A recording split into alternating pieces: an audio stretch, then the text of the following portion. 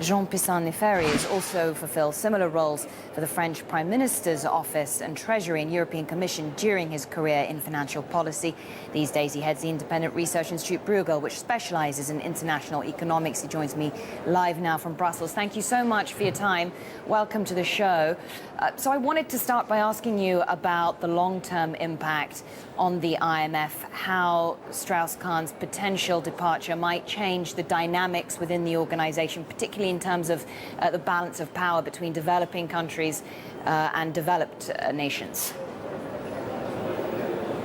Well, this is something obviously that has been discussed for some time now, with the emerging countries saying that this informal agreement should come to an end.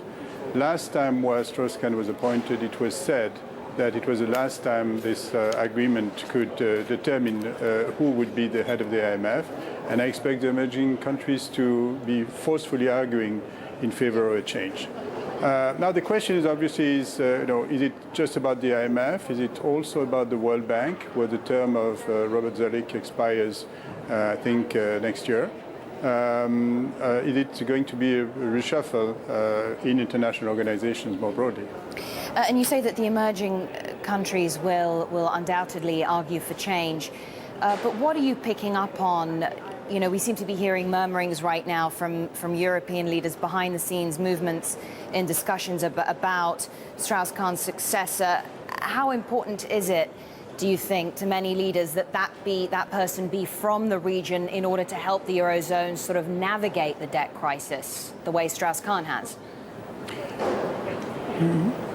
The reality of today is that the IMF is extremely involved in Europe. I mean, if you look at where the IMF has programs, it is now in terms of amounts mainly in Europe. So the IMF is actually very much involved in all sorts of discussions about European rescue packages, about also European policy reforms. Has been involved about assessment of the situation in the banking sector in Europe. And all that makes the involvement of the IMF as an institution, but also of the managing director in European discussion, a major dimension of it. It doesn't mean a non-European cannot do it, but clearly it was easier and probably more effective to have someone who was known by the European leaders, who knew Europe and had been participating in policy discussion within European institutions to be playing that role. Okay, I just want to move to the broader picture with you now, because we're hearing some very interesting rhetoric today coming specifically from Luxembourg's Prime Minister Jean-Claude Juncker, who is speaking about a possible debt reprofiling for Greece. How much of a turnaround is this from what we've heard in the past? I don't think this is a major turnaround. I think the strategy is essentially still to buy time.